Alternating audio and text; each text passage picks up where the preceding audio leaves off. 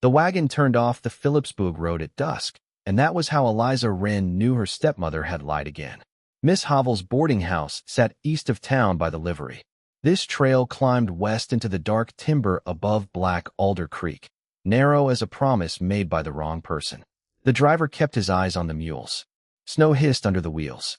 A skillet in the wagon bed clanged against a trunk every time they hit a root, and each strike landed in Eliza's chest like a hammer on tin. "This isn't the town road," she said. The driver tugged his scarf higher. "I was told where to leave you." He handed back a folded note without turning around. The paper smelled of rosewater, which meant Miriam Wren. Eliza read by the last of the light. "Deliver Eliza to Silas Vale at Black Alder Ridge in settlement of the balance due. She is strong and knows housework well enough. Her clothes and trunk are all that belong to her." No apology, no explanation. Just that neat, thin handwriting her stepmother used for Bible verses and grocery lists, and the sort of cruelty that wanted to look orderly. Settlement of what? Eliza asked. "Store account, I expect." "Bell's account." That's what was said. Her father had been dead for months. Since then her stepmother had sold the good mare, moved Eliza from the front room to the pantry alcove, and called every theft necessity. Still, Eliza had not believed the woman could sell a living person like lamp oil or flour. "Turn this wagon around." "Can't." "Won't, you mean?" He said nothing. The silence told its own truth. Amos Bell held too much store credit in that county for poor men to grow consciences when weather was turning. The trail bent through pines and opened on a small clearing half buried in fresh snow. A cabin sat against the slope with one yellow lamp in the window and smoke pulling low from the chimney. There was a mule shed, a chopped woodpile, and tracks everywhere. No sign of a woman. No sign of town. No sign of any life Eliza understood. The driver pulled up so fast her carpetbag slid into her shin. "This is it. I am not staying here." "Then best tell him that." He heaved her trunk down into the snow. Before she had found her balance, he was hauling the wagon into a turn. The mules lunged downhill, grateful for the thought of easier ground. Wait. But the wagon was already in the trees, then half a sound, then nothing at all. The cabin door opened. A man stepped out with a rifle in one hand and a little girl in the other arm. That startled Eliza more than the gun. The child wore a wool nightgown and had both fists bunched in his shirt. She coughed hard against his shoulder. He glanced at Eliza, then at the road where the wagon had vanished, and lowered the rifle at once. "You Bell's delivery?" he asked. He was not old, not young, somewhere in his early 30s, broad through the shoulders and worn by weather the way fence posts are worn by wind. His beard carried frost. His shirt was buttoned wrong. He looked tired enough to be honest. "If by delivery you mean the girl my stepmother traded for a debt she never told me about." "Yes," Eliza said. "I suppose I am that." His face changed at the words, not with hunger or amusement, but with anger held in on purpose. "I paid Bell for a housekeeper through winter. A widow from town," he said. "Somebody who could cook and maybe teach a little reading. I did not ask for a girl dropped in my yard after dark." The child coughed again, dry and deep. Eliza took one step forward before she thought better of it. "She's feverish." "Since noon," he said. "Won't keep willow tea." Then stopped standing in the cold. She did not wait for permission. The child was burning up. Pride could keep till morning. She lifted the latch and moved into the cabin as if she belonged there, mostly because someone needed to. Heat hit her first, then the smell of damp wool, smoke, and something scorched beyond saving. The room held too many things and too little order. Traps drying by the wall, tack over a chair, boots under the table, a half-boiled pot on the stove nearly ruined. At the table sat a boy of about 10 with a spoon halfway to his mouth and eyes already old enough to expect bad news. Eliza found the willow bark crock, freshened the kettle, and cooled a spoonful of tea against the window. She took the little girl from the man with the easy certainty of someone who had spent half her life caring for other people's tempers and the rest tending to what those tempers damaged. "What's her name?" "Daisy." "And the boy?" "Ben." Ben stared at her carpetbag by the door. "Are you staying?" No one answered him. Eliza sat in the rocker, eased Daisy against her shoulder, and worked the tea between cracked lips a little at a time. The child swallowed on the third try and clung harder. Only then did Eliza look up. "I'm Eliza Wren." "Silas Vale," the man said. The name meant nothing to her, though the mountain seemed shaped for it. He set the rifle aside and stirred the ruined pot, as if ashamed to have been caught failing supper. That one small motion told Eliza more than a speech could have. He had been trying. Daisy took more tea. Ben finished his broth once Eliza salted it and added the last heel of bread. Silas went in and out with armloads of wood and came back each time with cold hanging off him like another coat. Near midnight, Eliza knelt by her trunk to find a dry dress and saw at once that it had been searched. Her best bodice folded wrong. Her sewing money gone. Her mother's comb missing. At the bottom lay another note from Miriam. The house sold this afternoon. There is no room for you here now. Be grateful a respectable arrangement was found. Eliza stared until the words lost meaning and turned to pure insult. Sold. No room. Respectable. When she rose, Silas was in the doorway with more wood. He took in the open trunk, the note, her face, and asked nothing. Bridge washed out below last week, he said quietly. Mail rider says county won't fix it before Monday if weather holds. She looked toward the window where darkness pressed close against the glass. Even if she got down that mountain, there was no home below waiting for her now. That was the true break in her life. Not the wagon, not the note, not the insult of being tallied against a debt, but the plain fact that the house where she had endured had closed behind her forever.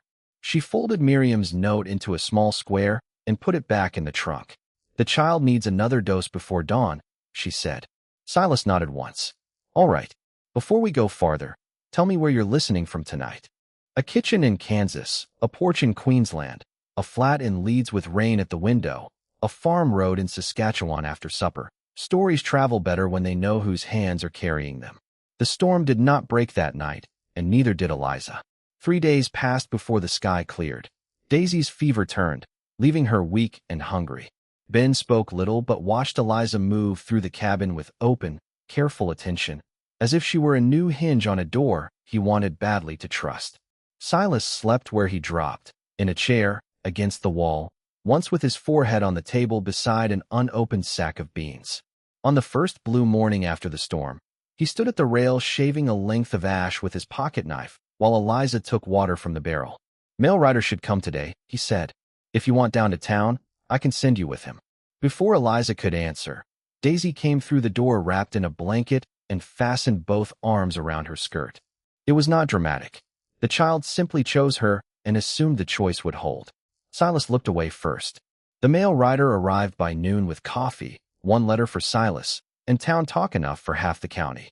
He said Miss Havel might take Eliza at month-end for board first and wages later. He said folks were speaking of Bell's unusual bargain with a mountain man. He said the bridge would bear one horse now if the rider had faith, and the horse had better. Board first. Wages later. Another room where every bite would be counted. Eliza looked at Daisy's thin hand in hers, at Ben hovering near the porch post, at Silas trying not to ask for help he plainly needed. She could go with the rider. That was the easy path. It led somewhere known, if not kind. Then Daisy coughed, and Silas turned at once, all his attention going to the sound. That simple act decided more than Eliza wanted it to. I have not asked my wages yet, she said. The rider laughed. Silas did not. He only studied her, careful and tired. Stay till thaw break, he said, and you'll have honest cash. If you still want town after that, I'll see you there myself. You'll also have bread that isn't black in the middle, Eliza said. Ben made a sound very close to laughter. Silas glanced at the charred loaf on the sill and then, against his will, smiled. So Eliza stayed. Work built its own weather around them. She learned where the floor dipped, how far to lift the latch before it slid, and which stove draft kept a clean flame when wind came from the east. She mended Ben's coat elbows, taught Daisy to stir biscuit dough, and set Silas's household to rights with the swift authority of someone long denied the pleasure of being useful where it counted. She also found his accounts, if such a name could be given to the tobacco tin full of feed slips, trapping tallies, and folded mercantile chits he kept under the bed. This isn't bookkeeping, she told him that first evening, spreading the papers over the table. It gets me by. A bucket with no handle gets a person by. It doesn't make it sensible. He stood over her shoulder while she sorted the slips by date. She could feel cold lingering in his coat and hear Ben teaching Daisy to count by tapping beans on the sill. My brother handled figures, Silas said after a while. After he and his wife died, the stock seemed the larger problem. There it was. The shape of his wound, laid down without embroidery. Eliza did not turn. If there was one thing she understood, it was how a person could speak more honestly while pretending to discuss weather, chores, or dead livestock. Ben, whittling by the hearth, said in a small voice, "Uncle Silas came too late from the pass." Silas's hand stopped on the chair back. He neither corrected the boy nor defended himself. Eliza looked down at the slips instead. Amos Bell had written most of them. The same slant of figures. The same careful sevens with a crossbar. The prices were high. Too high in several places. Bell had been shaving every man on that ridge who had more work than time. "He's cheating you," she said. Silas looked once and set the paper down again. "Bell cheats everybody that lets him. Trouble is, he's the only one within 30 miles with winter feed and credit. Then perhaps people should stop letting him. Perhaps won't keep a mule alive in January." Still, he let her keep sorting. He let her mark feed against supply use. He let Ben learn long addition beside her. He let Daisy fall asleep in Eliza's lap while the lamp burned low and the room finally learned what quiet could sound like without fear in it. When the weather softened enough for outside work, Silas took Eliza to the shed and showed her how he packed the spring freight string. Flour low, tools balanced, coffee wrapped against damp, every knot set so a full load could be dropped in seconds if a horse rolled near a ledge. "Pull there," he said. She braced and pulled. The hitch settled clean. He gave the rope a testing jerk and nodded. The best-built things make no fuss till the weight comes on. She kept her eyes on the strap. "Is that about mules, Mr. Vale?" "Mostly." But when she looked up, he was watching her, and something about being seen so plainly made her chest go tight. News from town came to them in fragments. Dr. Mercer rode up to hear Daisy's lungs and pronounced Eliza's willow tea worth more than half his powders. Widow Pike from the lower road sent tallow and 2 suspicious questions about sleeping arrangements. A ragged little dog adopted the place without anyone asking its opinion. The world, Eliza found, was willing to tolerate almost anything if the biscuits were good and the children looked less haunted than before. What Eliza did not say, because saying it would have made it too real, was that she had begun to like the rhythm of the cabin. Ben bringing in wood without being told. Daisy pressing close when stories were read aloud. Silas setting his gloves by the same nail each night because she liked order and he had noticed. Then, near the end of March, Amos Bell rode up the ridge himself. He came on a glossy bay gelding better suited to town mud than mountain thaw, wearing black gloves and a dark coat without a speck of ash on it. He dismounted as if every yard he entered had already agreed to belong to him. Daisy slipped behind Eliza's skirts. Ben went so still he might have been carved out of the porch post. "Miss Wren," Amos said. "Vale, I trust the arrangement has remained useful." Silas stepped out of the shed with a feed scoop in his hand. "Say it plain, Bell." Amos drew out a folded paper. "Gladly." Jonas Wren's remaining note, purchased lawfully through probate, was secured in part by Miss Wren's future share in the lower meadow adjoining your spring line. Since Miss Wren is in your household and the note remains unpaid, I have filed intent to attach the meadow before first thaw haul unless she signs transfer. 3 days from now. I came to save everyone inconvenience. Lower meadow. Eliza had not heard the words since her father used them one summer over supper, talking about grass that held green when the valley went brown. He had spoken as if he meant one day to show it to her. He never did. "My father owned nothing up here," she said. Amos gave a small shrug. "He invested where he could. Poorly, as it turns out. Your stepmother understood the necessity. You should do the same. Sign, and I will consider your labor sufficient settlement. Refuse, and Vale loses the meadow. Perhaps the mule string too, once I call the other notes." He held the paper toward her, but it was Silas he was really speaking to. Eliza saw it plainly then. This was not only about her. Amos wanted the spring, the grass, the freight line. He meant to own the road by owning the place where the road breathed. Silas did not touch the paper. "You got a copy filed?" "County office." This is the Kinder version. When Amos rode away, the yard seemed emptier than before, as if meanness itself took up room. Eliza opened the document. Dates, amounts, feedloads, wagon repairs. Then she saw it. Lamp oil charged to Jonas Wren on November 16th. Her father had been buried on November 3rd. She looked again. Another false wait. Another date that slipped after the grave. "He's padded the note," she said. Silas came close enough that his shadow crossed the page. Enough to stop him? Enough to dirty his claim. Not enough to save the meadow by morning. At the edge of the porch, thaw water dripped from the roof in a hard, steady line. Somewhere down the slope the creek ran louder than it had the day before. If you've walked with them this far, here's the question I want to leave with you while the mountain darkens. When a hard choice comes, do you protect the life that keeps you safe, or the one that asks you to become more than you've been? By nightfall, the creek had its answer ready. Warm wind came down the ridge all afternoon. Snow sweated off the pines. Black Alder Creek began talking like a crowd. Silas rode down after supper to look at the lower bridge and came back wet to the thighs with bad news on his face. Bell's men are already at the meadow fence, he said. If they get stock onto that grass before sunrise, they'll claim use, and the county clerk will let it stand until someone fights him. Ben started up at once. Then we stop them. You stay here. It's ours. It's dangerous. The boy bit down on whatever else he meant to say. Eliza spread Bell's document beside the mercantile slips on the table. Daisy slept by the stove with the dog against her feet. She searched the figures the way some people search a face for lies. Look here, she said. This winter feed total doesn't match your bin marks. And the lamp oil line proves he altered at least one page. If my father kept his red freight book, that would settle it. He copied every true load into it. Ben spoke from the doorway in a rush. There's a cedar box in the line shed by the upper spring. Uncle Elias said it belonged to Mr. Wren and wasn't to be used for nails. Silas looked at him. You never said that. Ben's jaw tightened. You never asked. The boy's hurt lay there between them, naked and old. Eliza saw Silas feel it. Get your coat, he said to her. The line shed crouched above the meadow where the trees opened to grass and the spring cut clear over stone. They went on foot because the trail was half slush, half rotten crust, dangerous for horses in the dark. Eliza carried the lantern low. Silas carried an axe. The creek sounded too big for the valley. The shed door hung crooked.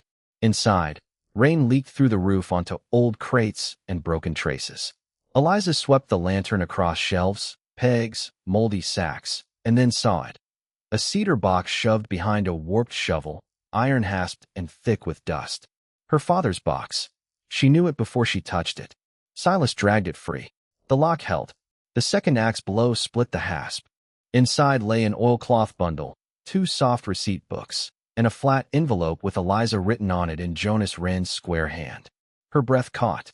Outside, a horse snorted. Silas killed the lantern. Through the crack in the wall, they saw a moving light below. One of Bell's men shouted from the meadow. Another answered from the fence line. Then came mule bells. Silas's whole body changed. They're taking the string. He ran, and Eliza ran after him with the oilcloth under her coat. They broke from the trees just as the lead mule balked at the wash cutting across the trail. 3 animals crowded behind her, wide-eyed and slipping. One hired hand yanked the lead rope. Another hacked at the picket knots with a knife. Leave off, Silas shouted. The rope man hauled harder. The lead mule reared. Eliza knew that mare. Old Bess, steady until forced, trained to grain whistle more than rain. She snatched the whistle from her pocket and blew it sharp. Bess's ears snapped forward. Come on, girl, Eliza cried. The mare lunged sideways toward her. The rest of the string swung with her. A pack saddle slipped. One mule kicked free, then followed the bells back toward the call. Silas hit the rope man low and hard and drove him into the mud. The second hand came at Eliza with the knife still out. Then Ben was there. He had followed them. He swung a fence post with both hands and caught the man's wrist hard enough to send the knife spinning into the runoff. The hired hand swore and struck Ben across the face without thinking. Ben stumbled backward into the wash. Eliza threw herself flat and caught his coat at the shoulder just before the current dragged him under the culvert. Ice water ripped through her sleeves. Mud slid under her knees. Ben clawed at the bank, eyes white with shock. Behind her, Silas had the rope man down. The second hand lay pinned under a broken rail stack that had gone over in the struggle. He yelled for help. Silas could have left him. The easy choice was right there, close and deserved. Instead, he heaved the rails clear first. Then he dropped beside Eliza, got both hands under Ben's arms, and together they hauled the boy onto the bank, coughing creek water and shame. Sorry, Ben gasped. Not now, Silas said, voice torn open. They got the mules turned at last. Bell's men limped off into the dark with enough bruises to remember the night. Under the shed eave, With rain striking the roof and Black Alder roaring below, Eliza opened the letter in her father's hand. My girl, if this reaches you after I'm gone, use the red book before any honest clerk. Bell was paid on the freight note through 3 seasons of pack work from the Vale brothers. If he says otherwise, let his own figures hang him. The lower meadow is yours. Entered quiet until you come of age or choose a husband of your own choosing. Some land belongs with the one who knows the worth of keeping it. Wrapped with the letter lay the red book and the parcel abstract sealed out of Philipsburg. Her father had seen farther than she knew. We take this to county at daylight, Silas said. Bell will already be there, Eliza answered. As if the mountain meant to prove her right, a deep crack rolled up the valley. They turned together toward the creek. The lower bridge, what little remained of it, had given way again. Bell now had the town side and the night to himself. They made shelter in an old line shack above the wash because Ben was shaking, Silas was bleeding from the leg, and the papers could not risk another soaking. The shack held 1 cot, a leaky stove pipe, and enough broken crate wood to keep a small fire alive till dawn. Eliza stripped Ben's wet clothes, rubbed him down, and wrapped him in 2 blankets and a saddle pad. When the boy finally slept, she looked over and saw blood darkening Silas's left trouser leg. You're hurt. I've been worse. That's not an answer. She cleaned the gash below his knee with whiskey from a shelf tin. He held the lamp and endured the sting in silence until she tightened the bandage. Then his jaw set hard enough to show the pain anyway. You should have left that man under the rails, she said softly, because the question still sat between them. Silas watched the lamp flame tremble in the glass. Maybe, but you didn't. Ben was watching. That was the center of him.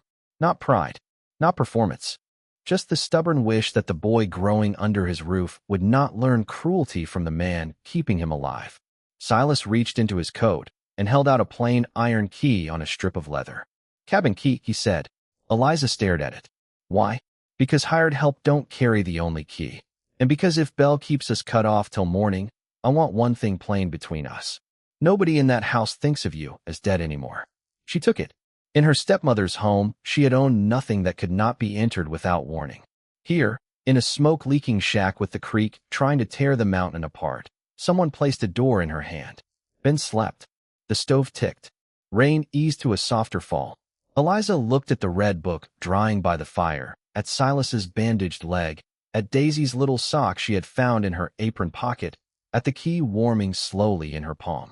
Home ain't where you started, she said, more to the room than to him. It's where somebody notices when you go quiet. He bowed his head a little at that, as if the truth had arrived too near to duck. No one's noticed me in a long while either. The air changed after that. If that line touched something tender in you tonight, then you know why people hold on to stories like this.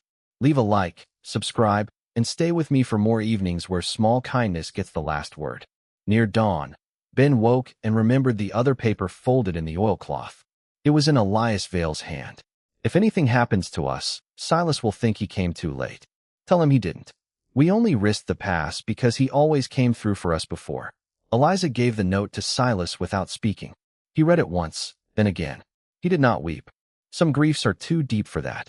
But a little of the hardness went out of his shoulders, and Eliza knew a door had opened somewhere inside him that had been barred since the day his brother died. By noon the creek had dropped enough for a crossing on a felled pine and the half-frame of the old footbridge. Widow Pike took the children in without asking questions worth answering. Then Eliza and Silas rode for town with mud on their boots, the red book wrapped in oilcloth, and no luck left to trust except the truth. Amos Bell was already at the county room above the mercantile. Of course he was.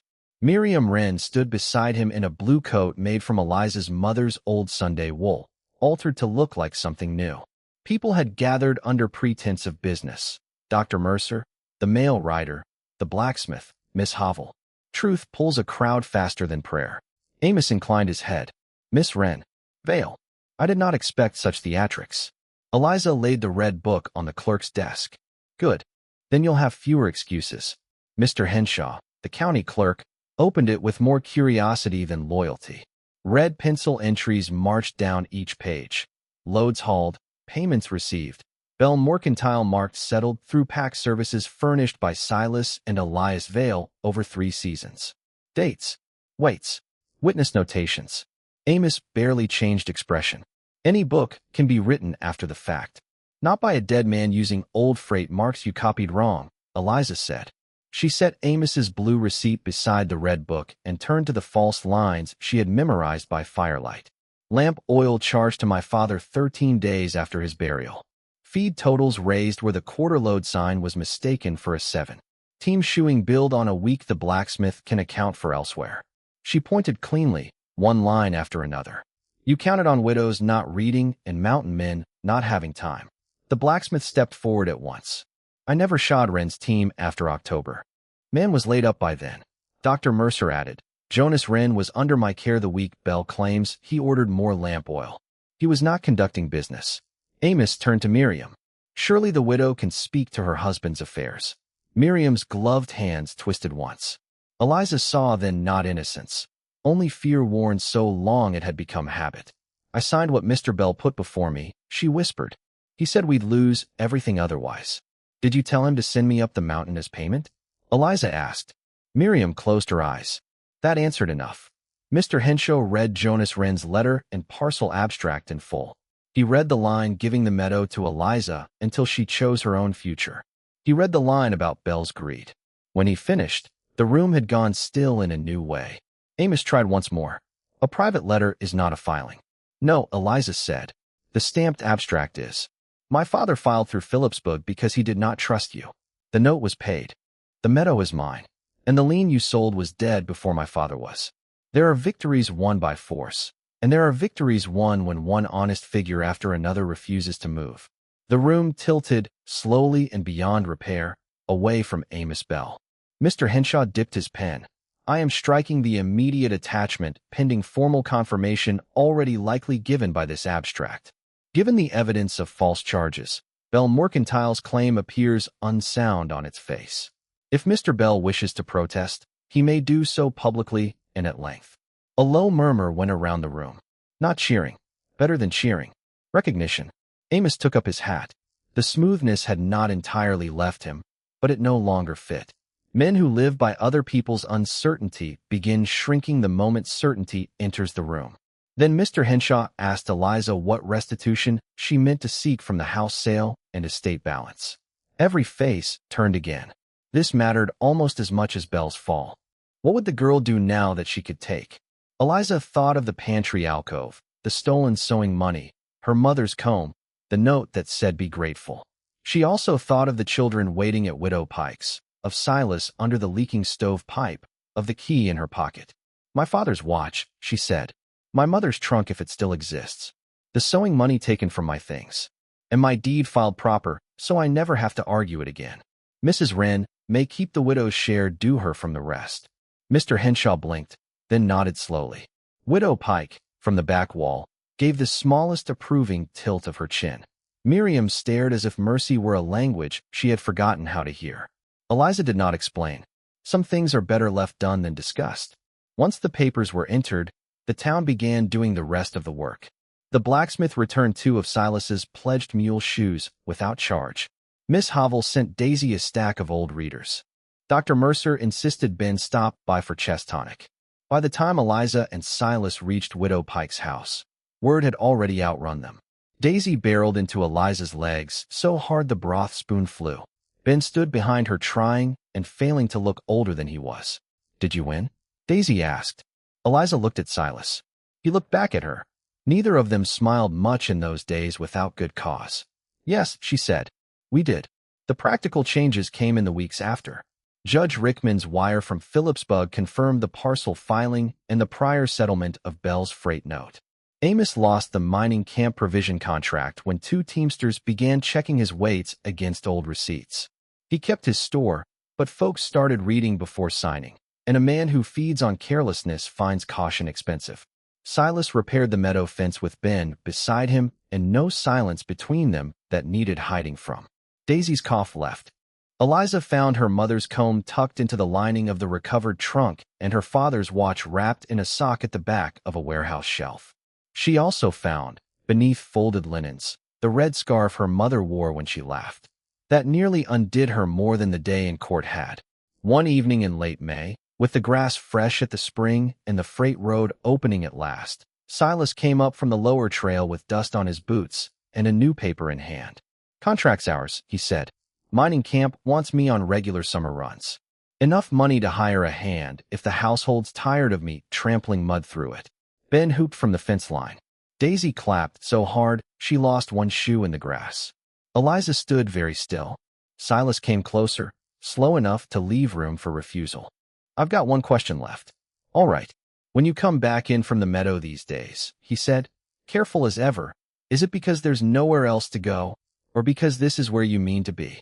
She had imagined answers before. Softer ones. Cleverer ones. But the truth came plain. "It's because this is where I mean to be." He touched her cheek with the backs of two rough fingers, as if proving a promise required the lightest possible hand. She turned into that touch and let herself stay there. From the fence, Ben gave a triumphant yell that made Daisy start dancing in crooked circles for no reason she could have named, and every reason that mattered. They married in September beside the spring. Widow Pike managed the food and the opinions. Dr. Mercer stood witness. Mr. Henshaw looked unexpectedly moved. Daisy dropped wildflowers wherever she pleased. Ben cried when he thought no one noticed.